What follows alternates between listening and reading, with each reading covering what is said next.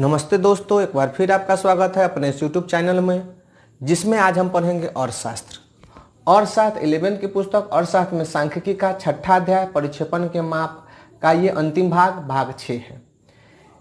इसके पिछले भाग में हमने असामूहिक आंकड़ों का मानक विचलन निकालना सीखा था और आज हम सामूहिक आंकड़ों अर्थात सतत बारंबारता वितरण में मानक विचलन निकालना सीखेंगे, जिसे हम 3 प्रकार से निकाल सकते हैं: वास्तविक माध्य विधि से, कल्पित माध्य विधि से या पद विचलन विधि से।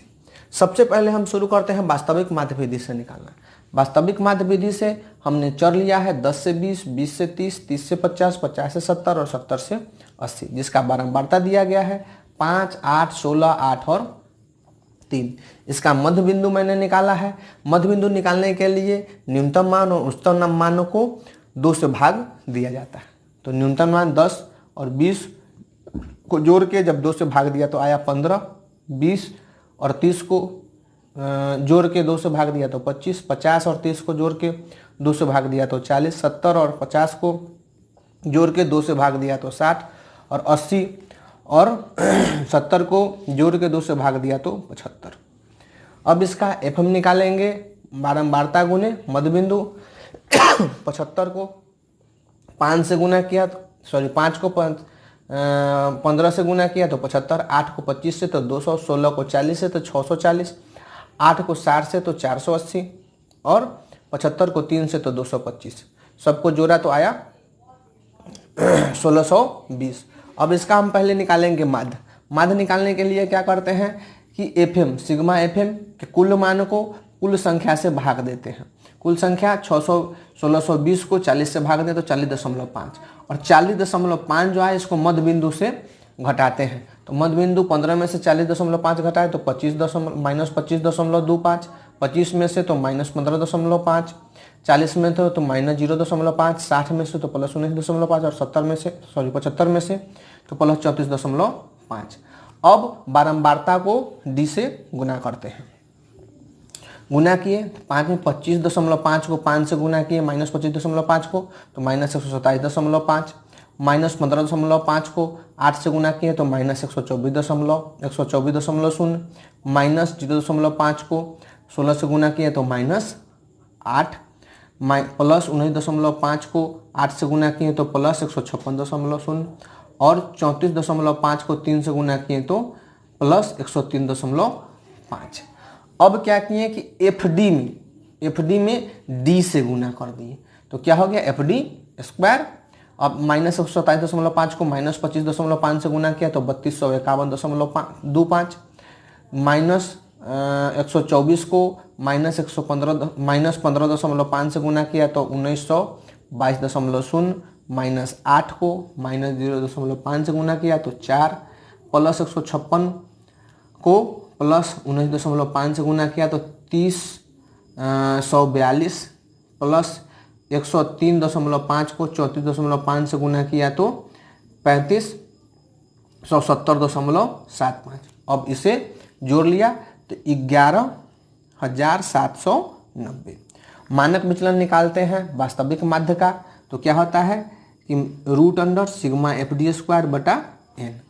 तो √अंडर सिग्मा FD स्क्वायर कितना है 11,790 को 40 से भाग दिया तो √अंडर 294.75, इसका वर्गमूल निकाला तो 17.168 आ गया।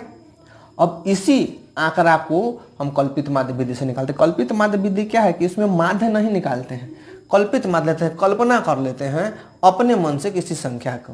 तो अपने मन से हमने क्या माना है 40 को मान लिया है। m तक तो आपको मालूम है। 40 जब हमने मान लिया तो 40 में से 15 में से 40 घटाए तो -25, 25 में से तो -15, 40 में तो 0, 60 में से तो +20 और 75 में से तो +35। और FD किया, बारंबारता को D से गुना किया तो 5 में 25 से गुना किया तो -125, -15 में 8 से गुना किया तो -120, 0 में किसी भी संख्या से तो 0, 20 में 8 से गुना किया तो 160 और 35 में 3 से तो 105। अब इसका FD को से D को गुना किया तो -125 को -25 से तो 3125, -120 को 15 से तो 1800, 0 में तो 0, +160 को 20 से गुना किया तो 3200, 105 को 35 से गुना किया तो 3675। इन्हें जोड़ लिया तो 11,800 और इन्हें जोड़ा तो 20।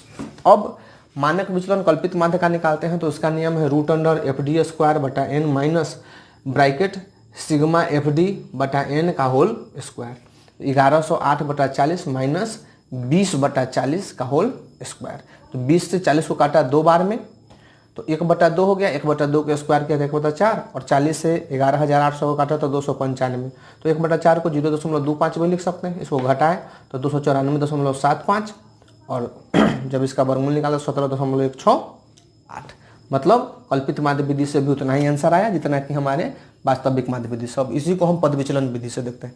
पद विचलन विधि क्या है कि आसान करने के लिए किसी एक संख्या से अगर पूरा मान कट रहा हो, पूरा मान अगर एक ही संख्या से भाग लग रहा हो तो उसे करके काट के छोटा संख्या ले लेते हैं जिससे कि आसान हो जाए। तो यहाँ तक तो वही मैंने लिया है डी तक, कल्पित माध्य तक। अब उसके बाद क्या किया कि ये सारा संख्या 5 से कट रहा है तो एक सम अपवर्तनांक 5 जिसे सी कहते हैं, सम अपवर्तनांक सी 5 लिया। 5 से 25 को काटा तो -5, 15 को तो -3, 0 तो 0, 20 को तो +4 और 35 को तो +7। अब डी पाई जो लिया है उसको हम एफ से गुना करेंगे तो 5 से 5 को गुना करेंगे तो -25, -3 को 8 से गुना करेंगे तो -24, 0 को किसी भी संख्या से तो 0, 4 को 8 से तो 32 और 7 को 3 से तो 21। अब डी पाई को डी से एफ डी पाई को डी पाई से गुना करेंगे तो -25 में -5 से गुना करेंगे तो 125, -24 को -3 से तो 72, 0 में 0 से तो 0, 32 में 4 से तो 128 और 21 में 7 से तो 147। हमको जोड़ लिया तो 472, इनको जोड़ा तो +4 और ये तो 40 है ही। अब इसका क्या नियम है पद विचलन का कि root under sigma d pi square बटा sigma f minus bracket sigma f d pi बटा सिग्मा एफ का होल स्क्वायर गुने समवर्तनांक सी। कितना आया है सिग्मा डी पाई स्क्वायर 472, 472 बटा 40, 4 बटा ये आया है 4 तो 4/40 तो काट दिया तो 10, तो 10 को 0.1 लिख सकते हैं। इसका स्क्वायर करेंगे तो 0.01 तो 11.8 में 0.01 घटाएं तो 11.73 आया, जिसको वर्गमूल करने पर 3.4336 को 5 से गुना किया तो 17.168 आ गया। जितना था पद विचलन विधि में उतना ही कल्पित माध्य में और उतना ही वास्तविक माध्य विधि में। तो ये सब आरेखित माध्य, ये सब क्या है संख्यात्मक है। इसे जब आरेखीय रूप में लिखते हैं, जब इसे किसी भी आरेख में जब बनाते हैं तो उसे बोलते हैं लॉरेंस वक्र। लॉरेंस वक्र क्या होता है कि दो या दो संख्या को जब मानक विचलन का जब हम आरेखीय मान निकालते हैं तो उसे हम लॉरेंस वक्र द्वारा ही सूचित करते हैं। जैसे दो देशों का किसी एक वस्तु का दो देशों में कैसा निर्माण हो रहा है, या किसी बैंक में कर्मचारियों की संख्या और उसके लाभ की संख्या के बीच में क्या, तो उसका जब हम आरेख बनाते हैं तो उसे लॉरेंस वक्र द्वारा सूचित करते हैं। तो छठे अध्याय का ये अंतिम वीडियो था। इसके बाद हम 7वें अध्याय में जाएंगे। तो आपको ये वीडियो कैसा लगा हमें कमेंट्स कर जरूर बताइए और अपने दोस्तों के साथ शेयर कीजिए, और अभी तक आपने सब्सक्राइब नहीं किया है तो इसे सब्सक्राइब कीजिए। तब तक के लिए बहुत बहुत धन्यवाद।